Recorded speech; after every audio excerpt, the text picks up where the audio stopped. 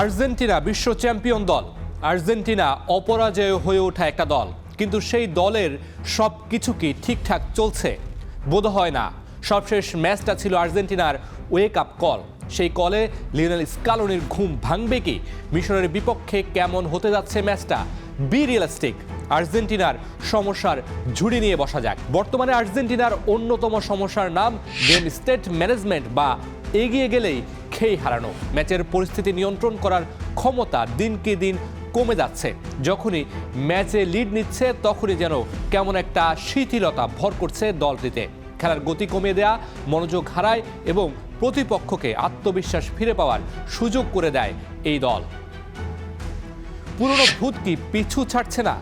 এই সমস্যা কিন্তু আর্জেন্টিনার জন্য একদম নতুন নয়। কাতার বিশ্বকাপেও এই একই চিত্র দেখা গিয়েছিল। সৌদি আরবের বিপক্ষে এগিয়ে থেকেও ম্যাচ হারতে হয়েছিল। নেদারল্যান্ডসের বিপক্ষে 2-0 ব্যবধানের লিডে থাকার পরেও শেষ মুহূর্তে ম্যাচ ট্রাইব্রেকারের রূপ নিয়েছিল। ফাইনালে ফ্রান্সের বিপক্ষে 2 গোলের লিডও ধরে রাখতে পারেনি।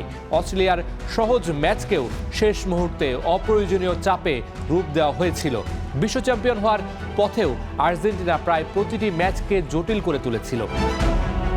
কাবো ভার্দের বিপক্ষেও সেই একই নাটকের পুনরাবৃত্তি দেখা গেছে এবারের বিশ্বকাপে। কেন এমন হচ্ছে? নেপথ্যের কারণগুলো বিশ্লেষণ করলে আর্জেন্টিনার এই ম্যাচ কঠিন করার অভ্যাসের পেছনে কয়েকটি বড় কারণ সামনে আসে। শক্তি সংরক্ষণের ভুল কৌশল। এবার নকআউট পর্ব বেশ দীর্ঘ এবং পরপর ম্যাচ খেলতে হবে, তাই আর্জেন্টিনা হয়তো শুরুতেই সব শক্তি খরচ করতে চায় না। একবার এগিয়ে গেলে তারা ম্যাচের গতি কমিয়ে শক্তি বাঁচানোর চেষ্টা করে, কিন্তু এখানেই তৈরি হচ্ছে বড় ফাঁদ। অতিরিক্ত শক্তি বাঁচাতে গিয়ে তারা খেলার তীব্রতা হারিয়ে ফেলছে।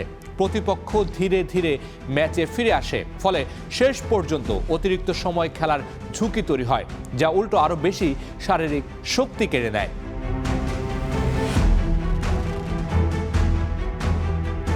কৌশলগত রক্ষণাত্মক মানসিকতা। আর্জেন্টিনার খেলার ধরন ইউরোপের অনেক হাই প্রেসিং দলের চেয়ে আলাদা। তারা পুরো ম্যাচ জুড়ে উচ্চ গতির প্রেসিং করে না, বরং নির্দিষ্ট মুহূর্তে গতি বাড়িয়ে আক্রমণ করে।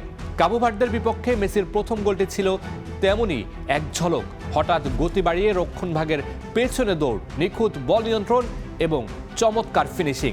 কিন্তু গোল করার পরে আর্জেন্টিনা অনেক বেশি নিচে নেমে আসে, প্রতিপক্ষকে বলের দখল দিয়ে দেয়। দীর্ঘ সময় নিজেদের অর্ধে রক্ষণ করতে করতে শেষ পর্যন্ত ডিফেন্সে ছোট ছোট ফাঁকা তৈরি হয় এবং প্রতিপক্ষ সুযোগ বের করে ফেলে।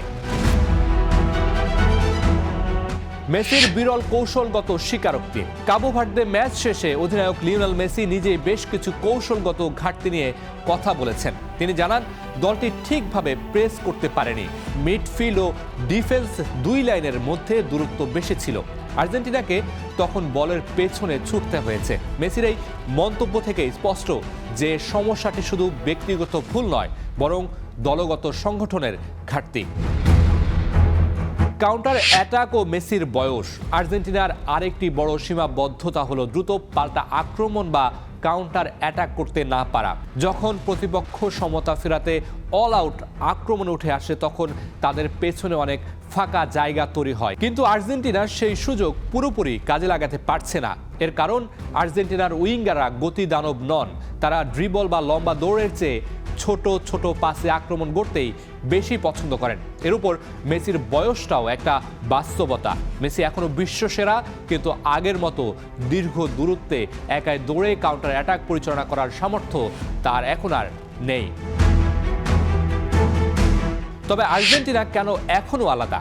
এত সব সীমাবদ্ধতার পরও আর্জেন্টিনার একটি বড় গুণ রয়েছে, তারা সহজে ভেঙে পড়ে না। কাবো ভার্দে 2 বার সমতা ফেরানোর পরও দলটির মধ্যে কোনো প্যানিক বা আতঙ্ক দেখা যায়নি। তারা ধৈর্য ধরে বলের দখল রেখেছে, একের পর এক আক্রমণ করেছে এবং শেষ পর্যন্ত সেট পিস থেকে 2 সেন্টার ব্যাকের গোলে জয় নিশ্চিত করেছে। ম্যাচ কঠিন হয়ে গেলেও আর্জেন্টিনা শেষ পর্যন্ত জয়ের সমাধান খুঁজে বের করতে জানে। এই দলটি অসাধারণ প্রতিভাবান হলেও ম্যাচকে সহজভাবে শেষ করার বদলে অপ্রয়োজনীয়ভাবে কঠিন করে তোলে। নকআউট পর্বে সামনে আরও শক্তিশালী প্রতিপক্ষ আসবে, তখনই পুরনো অভ্যাস বজায় থাকলে তার জন্য চড়া মূল্য চোকাতে হতে পারে স্কালোনির দলকে। আর্জেন্টিনা কি পারবে এই ভুল শুধরে ম্যাচের নিয়ন্ত্রণ ধরে রাখতে, নাকি প্রতি ম্যাচেই সমর্থকদের হার্টবিট এভাবে বাড়তেই থাকবে? আপনার কি মনে হয়? Mamunur Rashid, star play.